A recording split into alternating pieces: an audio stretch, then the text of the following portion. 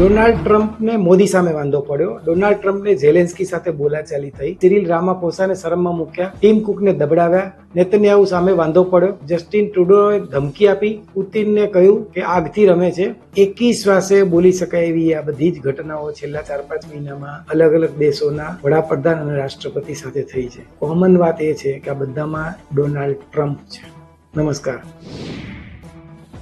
આજે આપણે વાત કરીએ અમેરિકાના રાષ્ટ્રપતિ ડોનાલ્ડ ટ્રમ્પ દુનિયા આખીના દેશોના વડા સામે શિંગડા કેમ ભરાવી રહ્યા છે અને હવે એની ચરમસીમા આવી ગઈ એવું લાગે છે, કારણ કે યુક્રેન અને રશિયા વચ્ચે જે યુદ્ધ ચાલી રહ્યું છે એમાં પુતિને હવે સહેજ પણ શરમ રાખ્યા વગર એવું કહી દીધું છે કે તમે માપમાં રહેજો, નહીંતર ત્રીજું વિશ્વયુદ્ધ થતા વાર નહીં લાગે. પેલા એ સમજો, ટ્રમ્પે પુતિન વિશે ક્યારે ને શું કહ્યું. 13 માર્ચ 2025 એવું કહ્યું કે પુતિન યોગ્ય પગલા નહીં લે તો દુનિયા માટે વિનાશક ક્ષણ હશે. 30 માર્ચે એવું કહ્યું કે હું પુતિનથી બહુ નારાજ છું અને કંટાળી ગયો છું. 24 એપ્રિલે એવું કહ્યું કે કીવ પર રશિયાના હુમલાથી હું ખુશ નથી, પુતિને શાંતિ સમજૂતી પર હસ્તાક્ષર કરવા જોઈએ. 26 એપ્રિલ 2025 એવું કહ્યું કે પુતિન યુદ્ધ રોકવા માંગતા નથી, તે મને વાતોમાં વ્યસ્ત રાખવા માંગે છે. અને 25મી મે એમણે એવું કહ્યું કે અમેરિકાની વાત ન માનીને પુતિન આગ સાથે રમી રહ્યા છે. ટ્રમ્પનું વર્તન અત્યારે દુનિયાના દેશોના વડા સામે એવું છે કે હું કહું એ જ ખરું. એમાં નરેન્દ્ર મોદીથી માંડીને મોદીના દોસ્ત પુતિન સુધી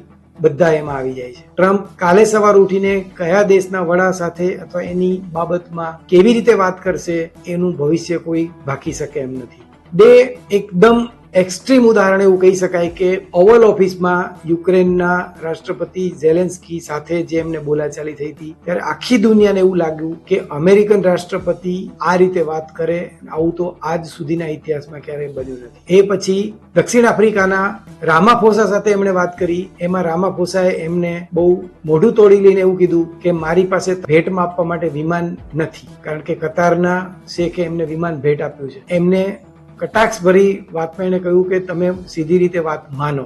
આખો વિડીયો જોવા માટે ડાઉનલોડ કરો દિવ્ય ભાસ્કર એપ.